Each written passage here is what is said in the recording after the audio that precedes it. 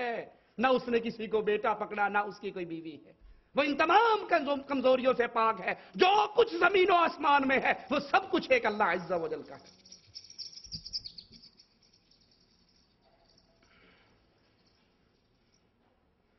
اللہ کی شان میں گستاخی کے الفاظ کہنا، جھوٹی نبوت کا دعویٰ کرنا، جیسے مرزا قادیانی اپنی کتاب تذکرہ میں لکھتا ہے کہ مجھے پیسوں کی ضرورت تھی، میں بیٹھا تھا، پیسے میرے پاس تھے نہیں، ایک شخص آیا جو انسانی صورت میں تھا اور مجھے آ کر میری جھولی پیسوں سے بھر کے چلا گیا۔ خوبصورت بڑا تھا، انسان نہیں لگتا تھا، تو جب پیسے دے کر چلا گیا اپنے مریدوں کو بتاتا ہے یہ وہ فرشتہ ہے جو اللہ نے مجھے پیسے سپلائی کرنے کے لیے مقرر کیا ہے اور اس کا نام ٹیچی ٹیچی ہے۔ کتاب تذکرہ میرے پاس موجود ہے، اس کا نام بیان کرتا ہے ٹیچی ٹیچی۔ بھائی اللہ کے بندے، ظالم تو نے نام رکھنا کوئی چج کا نام رکھ لے، نام رکھنے کے لیے بھی کوئی عربی کا جملہ، عربی کا لفظ نہیں ملا۔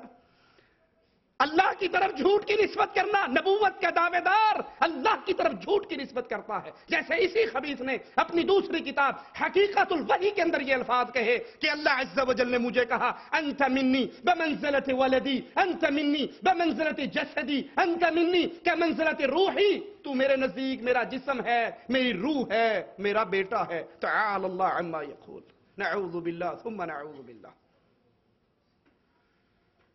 قالوا اتخذ اللہ ولدا، یہ اللہ کی طرف جھوٹ کی نسبت کرنے والے کہتے ہیں کہ اللہ نے بیٹا پکڑ لیا۔ سبحانہ هو الغنی، پاک ہے اللہ، اللہ کا کوئی بیٹا نہیں، اللہ کی کوئی بیوی نہیں، اللہ نے کسی کو اپنا لڑکا نہیں پکڑا۔ سبحانہ، تم جتنا چاہے شرک کر لو، تمہارے ہر طرح کی شرک سے اللہ پاک ہے، وہ غنی ہے۔ لہو ما فی السماوات وما فی الارض، زمین و آسمان میں جو کچھ ہے اس سب کا مالک عرش والا اللہ ہے۔ اتقولون علی اللہ ما لا تعلمون، تم اللہ کی طرف وہ بات کہہ رہے ہو، تم اللہ کی طرف اس کی نسبت کرتے ہو جس کو تم نہیں جانتے، جس کا تمہیں شعور نہیں ہے، جس کا تمہیں علم نہیں ہے۔ جب اللہ عز و جل کی پوری کائنات ہے، کائنات میں جو کچھ ہے وہ اللہ کا ہے، اللہ نے کسی کو لڑکا نہیں پکڑا، بیٹا نہیں پکڑا۔ یہ تو قصہ تھا یہود و نصارہ کا، لیکن کبھی نہ بھولیے یہود و نصارہ کی طرح جس طرح رسول اللہ صلی اللہ علیہ وسلم نے فرمایا تھا یہ امت قدم با قدم، بالش بر بالش پچھلی قوموں کی پیچھے چلے گی۔ جس طرح انہوں نے اللہ عز و جل کی طرف جھوٹ کی نسبت کی، یہ سلسلہ آج بھی چلتا آ رہا، یہ سلسلہ رکا نہیں ہے۔ یہ ہمارے ہاتھ کے اندر ہشت بہشت ملفوظات شریف جو 8 بزرگوں کی ہے، اس کا صفحہ نمبر 36 ہے۔ اب سنیے اللہ کی طرف کیا بات کہی جا رہی ہے، اور اس کا وجود نہ اللہ کے قرآن میں ہے نہ محمد علیہ السلام کے فرمان میں۔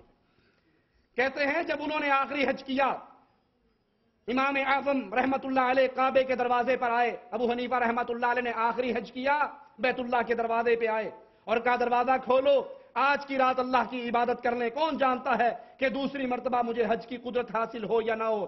دروازہ کھل گیا، امام اعظم اندر چلے گئے، خانہ کعبہ کے 2 ستونوں کے درمیان نماز ادا کرنے کے لیے کھڑے ہو گئے، دائیں بائیں پاؤں کو بائیں پاؤں پر رکھ کر آدھا قرآن شریف تلاوت کیا، رکوع اور سجدہ پورا کر کے کہا اے اللہ عز و جل، میں نے تیری اطاعت ایسی نہیں کی جیسے اطاعت کا حق تھا، اور میں نے نہیں پہچانا تجھے جیسا تیرا پہچاننے کا حق تھا۔ تو پھر غیب سے آواز آئی اے ابو حنیفہ، ہم نے حنفیوں کو بخش دیا، جیسا اے ابو حنیفہ تو نے پہچانا جیسا پہچاننے کا حق تھا، میں نے تجھے اور ان لوگوں کو جو تیرے پیچھے چلنے والے ہیں اور وہ لوگ جو تیرے مذہب پر چلیں گے، میں نے ساروں کو بخش دیا۔ قرآن پاک کی کس آیت کا ترجمہ ہے؟ رسول اللہ صلی اللہ علیہ وسلم کی کس حدیث کا ترجمہ ہے جو اللہ کے نبی علیہ السلام نے بیان کی ہو، نقل کی ہو؟ نہیں، اللہ کی طرف جھوٹ کی نسبت ہے اور اللہ عز و جل ان کے ان جھوٹوں سے پاک اور بلند ہے۔ کہتے ہیں ایک مرتبہ خواجہ بایزید بستامی، یہی ہشت بہشت، اس کا صفحہ نمبر 98 اور یہ شائع ہوئی ہے شبیر برادر اردو بازار لاہور سے۔ کہتے ہیں خواجہ بایزید بستامی مقام قرب میں پہنچے، غیب سے آواز آئی اے بایزید آج تیری درخواست اور ہماری بخشش کا وقت آ گیا، جو چاہتا ہے مانگ، ہم تجھے دیں گے۔ خواجہ صاحب نے سر سجدے میں رکھ کر کہا، بندے کو خواہش سے کیا واسطہ ہے، جو کچھ بادشاہ سے عطا ہوگا اسی پر راضی ہو جائے گا۔ تو آواز آئی، با یزید ہم نے تجھے آخرت دی۔ عرض کی کہ وہ دوستانہ الہی کا قید خانہ ہے۔ پھر آواز آئی، اے با یزید جنت، غور کرنا اللہ کی طرف اس جھوٹ کی نسبت کی بات، ہمارا اختلاف اہل شرک سے یاد کر لیجئے اور اس نقطے کو اپنے دل میں بٹھا لیجئے۔